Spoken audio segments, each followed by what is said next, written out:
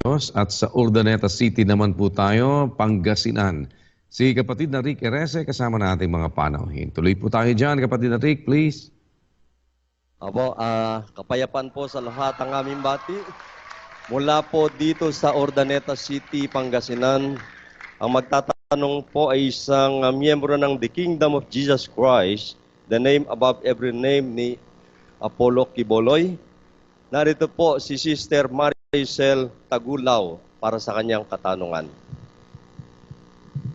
Good evening po, Brother Eli, Brother Daniel. Ito po ang aking tanong. Hindi ko makita. Ayan na lang. Ito po, hindi na po kasi mabasa. Basahin ko na lang po. Sa kapangyarihan.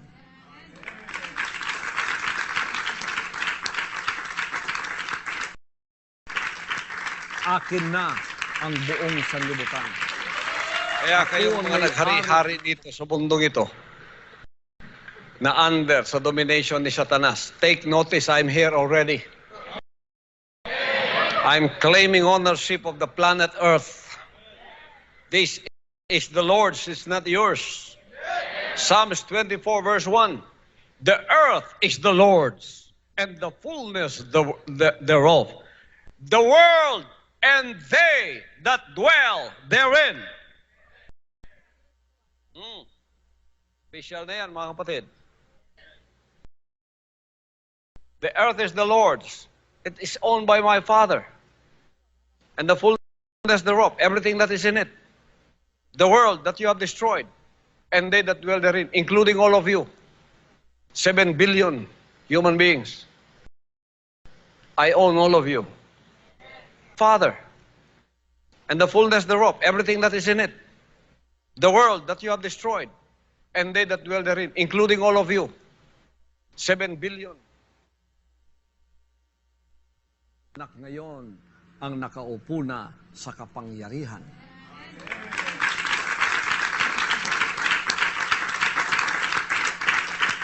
Akin na ang buong sanlibutan. Ako ang may-ari ng buong sanlibutan. 7 billion na kaluluwa ng tao dadaan sa akin. Ibig sabihin si Bill Gates dadaan sa akin. Siyempre, may kaluluwa siya eh. Pagka ikaw namatay, wala ka ng bilyon. Hahanapin mo ang kaligtasan mo. Ako na yon. Kapatid na Maricel, matatanggap mo ba to? Na siya may-ari ng kaluluwa, 7 billion people? Totoo ba yan? Basahin natin sa Biblia, 18:4 ng Ezekiel.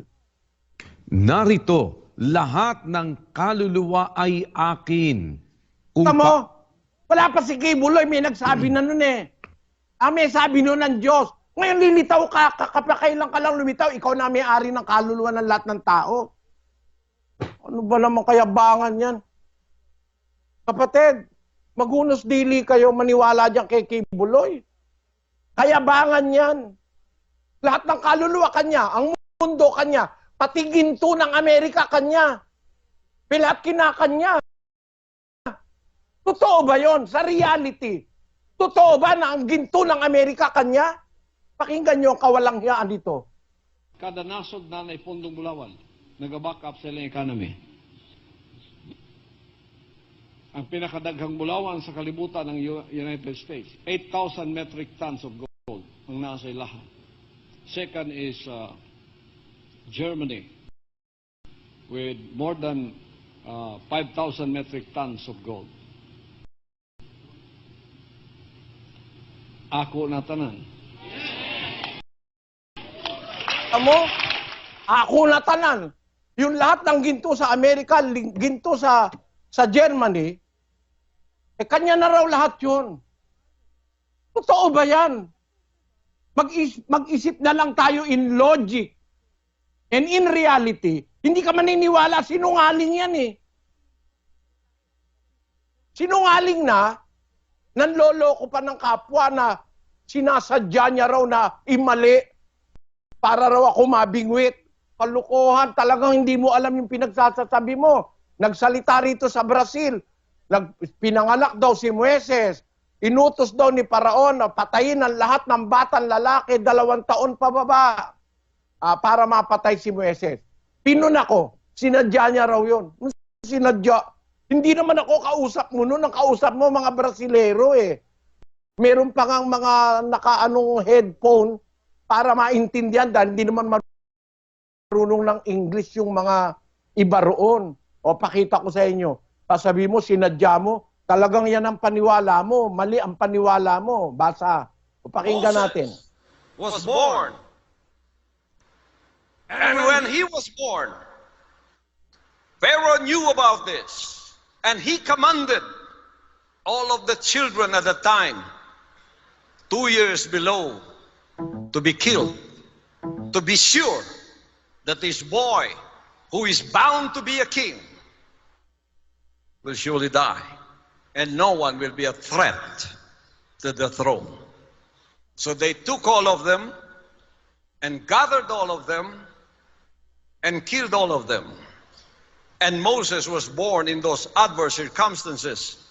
And his mother... Yan yung sinasabi niya yan, na pinapatay daw ni Paraon lahat ng bata 2 taon pababa nung mabalitaan na, nung makatiktik na si Moises pinanganak. Para daw mapatayin niya si Moises, lahat ng bata 2 taon pababa pinapatay ni Paraon. Pinuna ko. Hindi totoo yun. Ang pinapatay ni Paraon, hindi lahat ng bata at hindi 2 taon pababa. Ang pinapatay niya, lahat ng bagong panganak na lalaki. Hindi kasama ang babae. Lahat ng bagong panganak na lalaki, pagkapanganak, pinapatay niya, hindi 2 taon pababa. Mali sinasabi, pinuna ko. Pumunta rito kasi sa Brazil, sinusundan ako eh. Di ba? Para lang masabing meron din sila sa Brazil. Nangaral ng mali. Nung mapuna yung kanyang mali, kasabi-sabi pa naman, sinadya ko yun. O, pakita nyo, sinadya niya raw. Yung kay Paraon, alam ko yun. Pati si Herodes, yung pinagpapatay yung mga bata, alam ko yun. Nung sinabi ko yun, binibingwit ko itong mga taong ito. Kung talabang sinusundan nila ako, sinusunod nga. Sinadya ko. Sinadya niya raw yun. Sinadya mong manloko, di ka na nahiya. Kapal ng pagmumukha mo. Sinasadya mong lokohin ang kapwa mo tao. Brasilero pa niloko mo. Akala mo ba paniniwalaan ka rito ng mga matitino? Nako, pag nakakuha ka rito ng miyembro, alam ko na yun. Kung sino makukuha mo. Pero, para sabihin mo na sinadya niya raw na sabihin nyo para mabingwit daw kami. Ang liwaliwanag na hindi mo sinasadya, tignan mo lang yung gestures mo eh. Totoo yung sinasabi mo sa loob mo na si Paraon nagpapatay ng bata 2 taon pababa. Hindi totoo yon. Ang nagpapatay ng bata 2 taon pababa, si Herodes para mapatay si Kristo. At hindi lahat ng bata pinapatay gaya ng sabi mo. Ang pinapapatay lang, lalaki lang sa panahon ni Herodes. Lahat ng batang lalaki, hindi kasama ang babae. Ngayon, sa panahon naman ni Paraon, ang pinapatay, lahat ng bagong panganak na bata. Basahin natin. 1:15 ng Exodo. At ang hari sa Ehipto ay nagsalita sa mga hilot na Ebrea na ang pangalan ng isa ay Sipra, na ang pangalan ng isa ay Pua. At kanyang sinabi, paghilot ninyo sa mga babaeng Ebrea at pagtingin ninyo sa kanila sa dakong panganganakan. Kung lalaki ay papatayin nga ninyo, datapwat kung babae ay inyong bubuhayin. Ayan, hindi papatayin lahat ng pati lalaki, pati babae. Pagka nanganganak na ang Ebrea, pagka lalaki, patayin nyo. Pero pagka babae, bubuhayin nyo. At hindi niya inutos yon dahil alam niyang pinanganak si Moises. Hindi ganon. Hindi ganon. Sabi niya, Pharaoh knew about it, that this boy was bound to be a king. Mali yun. Kaya ipinapatay ni Paraon lahat ng lalaking ipapanganak para wag magkaroon ng malakas na puwersa ang Israel. Para ang maging mga Israelita, karamihan lang babae, pero mga lalaki papatayin. Baka natatakot si Paraon na sila'y matalo ng mga Israelita na kanilang mga alipin. Walang kamalay-malay si Paraon na nung panahon na yon ipapanganak si Moises. No? Hindi niya alam na ipapanganak si Moises. Patunayang hindi niya alam, naging parang apo niya pa nga eh. Sa bahay pa nung kanyang anak, pinalaki si Moises eh. Dahil inampun nung kanyang anak na babae, si Moises. Walang malay si Paraon sa pagkapanganak ni Moises. No? Parang sinasabi nito si Kibuloy, Pharaoh knew about it. Wala sa Biblia yung sinasabi mo. Oy, mama, wala sa Biblia sinasabi mo. Sorry na lang, ano? May nagtatanong sa akin, kaya ako sinasabi ito. O, tinan mo ang sabi niya. Pharaoh knew about it. Pakilagay mo nga. Pharaoh knew. Moses was born. And when he was born, Pharaoh knew about this. And he commanded all of the children at the time, 2 years below, to be killed, to be sure that this boy, who is bound to be a king, will surely die. Kita And mo, no one will be. mali ang pangangaral mo. Hindi totoo na kaya siya nag-utos na ipapatay ang mga bata dahil alam niyang panganak na si Moises. Hindi. Ang dahilan niya kung ba't niya inutos patayin yung bawat lalaking batang ipapanganak dahil ayaw niyang lumakas ang puwersa ng Israel. Wala siyang kamalay-malay na nung panahon pala na yun, ipapanganak si Moises. Wala siyang malay doon. Ang intensyon niya, hindi para targetin si Moises, kundi para walang puwersa ang Israel na sa mga lalaki. Kaya pinapapatay niya sa mga hilot pagkapanganak pa lang, hindi 2 taon pababa. Ang may utos ng 2 taon pababa si Herodes sa panahon naman ni Kristo. Kaya alam na alam mo, itong taong ito, daldal lang ng daldal, di naman totoo sinasabi. Galing lang sa kukote niya, hindi siya nag-aral ng Biblia. Ang katunayan, hindi siya nag-aral ng Biblia, si Marcos ba naman daw apostol? Wala namang nakasulat sa Biblia ang apostol Marcos. Pakinggan nyo. Apostol muna ang gusto kong magpatotoo sa akin. Nakikinig ba kayo? Si Apostol Marcos. Ayon. Nakikinig ba raw? Sino kausap niya dyan? Miyembro? Nakikinig ba kayo? Sabi niya, worship service nila yan eh. Ang gusto kong magpatotoo sa akin, si Apostol Marcos. Eh mali yan, walang Apostol Marcos. Ano, lumusot ka uli, Kibuloy. Sabihin mo uli, sinadya mo na naman yan. Talagang niloloko mo, harap-harapan ng miyembro mo. Yan lang ang lusot niyan. At sabihin mo, sinadya ko yun. Para lang pagtakpan yung kaignorantihan niya sa Biblia, sinadya niya raw, para raw mahuli ako. Eh, miyembro mo ang kausap mo, sinasadya mong magsinungaling. Ano ka? Anong klase kang mangangaral? No? Na wala ka sa reality eh. Wala rin sa Biblia. Sa reality, palpak ka. Ikaw may-ari ng ginto ng Amerika, susumbo kita kay Trump. Sasabihin mong ikaw may-ari ng lahat ng... Naku naman kayo mga kapatid, aanib kayo rito. Ang layo sa Biblia nito. Ano ang pagkakaiba namin, kapatid na Maricel? We strictly stick to the Bible. We strictly stick to the Word of God because they are trustworthy. Hindi nagsisinungaling ang Diyos. Sa inyong relihiyon, you stick to the words of Kibuloy which are not biblical. I'm sorry to say this. But you are fooled. Niloloko kayo. Sabihin kayo, siya may-ari ng lahat ng kaluluwa. Nako, hindi ako papayag ikaw may-ari ng kaluluwa ko, no? At kung talaga ikaw may-ari ng kaluluwa, mahigit ng 15 taon yata nung sabihin mo, mamamatay ako. Ba't hanggang ngayon buhay pa ako? Kung ikaw may-ari ng kaluluwa, napakawalang hiya mo. Walang hiya nito. Mamamatay daw ako. Sinabi niya, February 2005.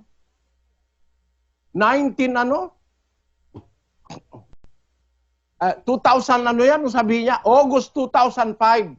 Sinabi niya, February 6, 2005, mamamatay daw ako within 6 months. Sabi niya, Kaya nga ito, bula ang propeta itong si Kibuloy na ito eh.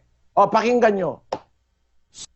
So to the members of this guy, who is now declared a blasphemer in the kingdom of God, you have 6 months to leave that group. If you won't leave that group, you will be included in his judgment. You will all be ushered to hell when you die. Or while you're still alive, your soul is already marked for destruction. So that the group of this leader, I am telling you, get out. Lahat sa inyo na mananatili dyan, bibigyan ko kayo ng 6 months, umalis kayo dyan. Kung di kayo alis dyan, kung ano ang kanyang kaparusahan, ganyan din ang tatanggapin nyo. So this group of Eli Soriano, of the Dating Daan, your leader is already damned and judged. Because it is not our fault, it is his fault. Because last night, a revelation came to me.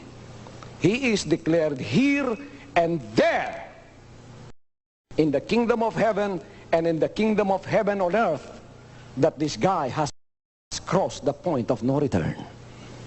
He is a blasphemer. He has committed the unforgivable sin.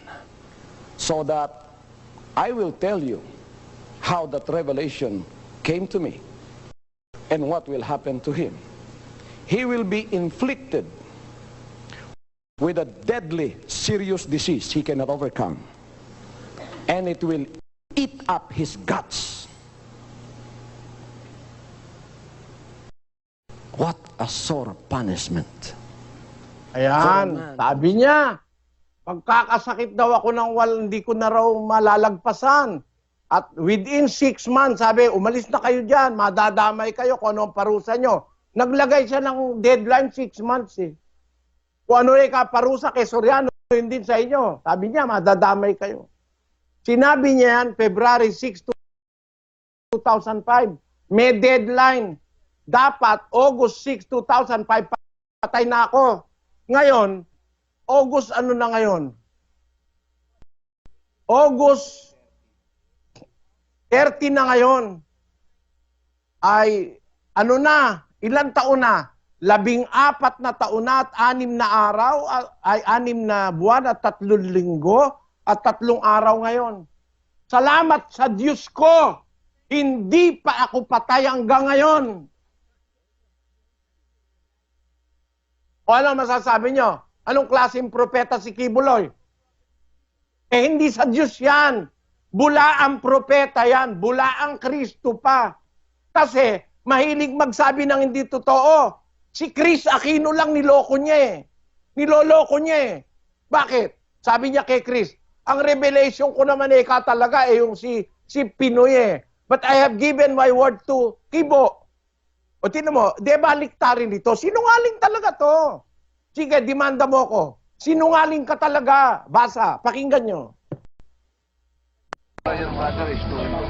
Oh, see, Pastor? You should have had faith.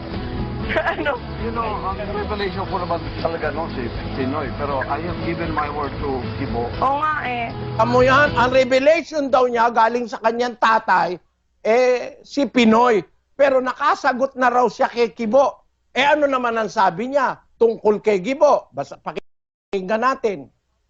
Tonight, let it be known unto all Filipinos that the Almighty Father has appointed a president for this nation. He is no other than Gilbert Guido Teodoro. Tamo, ang ginagamit mo pangalan ng Almighty Father mo. The Almighty Father has appointed a president to this nation. He is no other than Gilbert Guido Teodoro. Eh di yun ang sabi ng Almighty Father mo. Pagbat ang sabi mo naman kay Chris Aquino, ang revelation ko naman talaga si Pinoy. Kaya lang, I have given my word to give. Eh, di ba, baliktarin ka? Paano ka nga yan sa Diyos niyan? Kapatid na Maricel, ay kung itatanong mo sa akin, pagkakaiba namin, si Kibuloy sinungaling sa pagsasalita. Ako nagsasalita ng salita ng Diyos na nasa Biblia. At never kong inaangkin yung salita ng Diyos. Sabi ng Diyos, ang lahat ng kaluluwa akin, ang kaluluwa ng Ama, ang kaluluwa ng anak, akin, lahat. Ito ngayon, sabi niya, akin ang kaluluwa nyo, 7 bilyon, sabi niya. Mali, wala sa Biblia. Tapos sabi niya, lahat ng ginto sa Amerika, 8,000 metric tons, 5,000 sa Germany. Ano sabi niya? Kaya ito Bisaya, ako na tanan. Akin lahat yan. Paano ka maniniwala dyan? Hindi naman reality yan, kapatid. In reality, in spirituality, hindi totoo na kanya yan. Ang katunayan nga, yung mga miyembro niya, nagpapalimos pa. At kung totoo yan, ba't pinagpapalimos mo mga miyembro mo? There will be no other Christ anymore. He is claiming to be Christ and the appointed Son. The appointed Son do not need to be substituted by anybody else. 7:23 of Hebrews. Let us read the truth. And they truly were many priests, because they were not suffered to continue by reason of death. But this man, because he continueth ever, hath an unchangeable priesthood. Natin sa Tagalog. At katotohanang sila'y marami sa bilang na naging mga saserdote, sapagkat dahil sa kamatayan ay napigil sila ng pagpapatuloy. Datapwat siya sapagkat namamalagi magpakailanman ay may pagkasaserdote siyang di mapapalitan. Ang pagkasaserdote, ang pagkapastor, ang pagkaanak, ang pagkamangangaral ng ating Panginoon Kristo, walang kapalit. Walang kapalit. Sino mang magsasabing kapalit siya, gago siya, gago. G-A-G-O, gago. Ano raw ang gago ayon sa Diksionaryong Pilipino, Sislus? Ito po, ayon sa UP Diksionaryong Pilipino sa pahina 278, gaga, babae na mahina ang ulo o walang talino. Gago kung lalaki. Oh, kung gago ka, lalaking wala kang talino. Anong talinong nasa iyo? Biro mong angkinin mo, ikaw ang Kristo. Sabi ng Biblia, siya'y may pagkasaserdote, hindi mapapalitan. Ang pagka-apostol niya, ang kanyang pagkasaserdote, hindi mapapalitan. Sabi ng Biblia, basahin natin ang 3:1. Kaya, mga banal na kapatid, mga may bahagi sa pagtawag ng kalangitan, inyong isipin ang apostol at dakilang saserdote na ating kinikilala, si Jesus. Ang ating dakilang saserdote at apostol, si Jesus. Sino mang magtatangkang palitan si Jesus? Sinungaling. Manluloko. Hindi sa Diyos. Walang kapalit si Kristo. At hindi naghahanap si Kristo ng kapalit. He was intended by God to be the priest forever, like the priesthood of Melchizedek. Nakasulat yan sa awit. No? Kaya sino man magtatangka, kahit sino pa, Pilipino, Amerikano, puro gago yun. No? Kaya lang, wala tayong magagawa. Kalayaan ng tao magsalita ng gusto niyang sabihin. No? Pero, Kung gusto nyong makita yung totoo, maniwala kayo sa Biblia. Hindi sa katha, kuro-kuro. Maraming kuro-kuro ito galing sa sarili, wala naman sa Biblia. Pero mo, siya luluhod lang lahat ng tao sa kanya. Nako, hindi ako luluhod sa'yo. Kahit patayin mo ako, hindi ako luluhod sa'yo. No? Luluhod ako sa'yo? Never.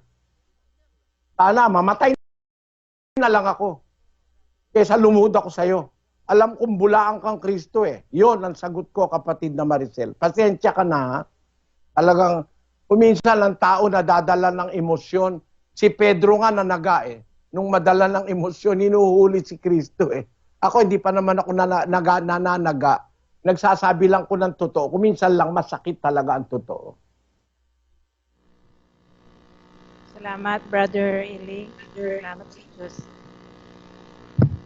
Salamat po. Sana wag kayong magdamdam, mga kapatid. Hindi ko lang matiis na hindi kayo nanloloko kasi. Pati si Chris Aquino ba naman eh. Paborito ko pa naman si Chris eh. Niloloko mo. Sabihin mo, nung una sabi mo, ang revelation sa'yo, eh, ang presidente, eh, si Kibo. Nung kaharap mo si Chris, niloko mo, sinabi mo. Ay, ang revelation ko naman talaga si Pinoy eh. Oh. Sige nga, kaya mo patunayan sa husgado yan ha. Dalawa revelation mo sa magkaibang panahon eh, tama ka pa rin. Ano ba yan? Pati ginto ng Amerika pinag-iinteresan. Ang isip nitong taong ito, ba talagang makalupa ang isip nito eh. Dahil tama na nga, saka na lang uli sa susunod na exposition.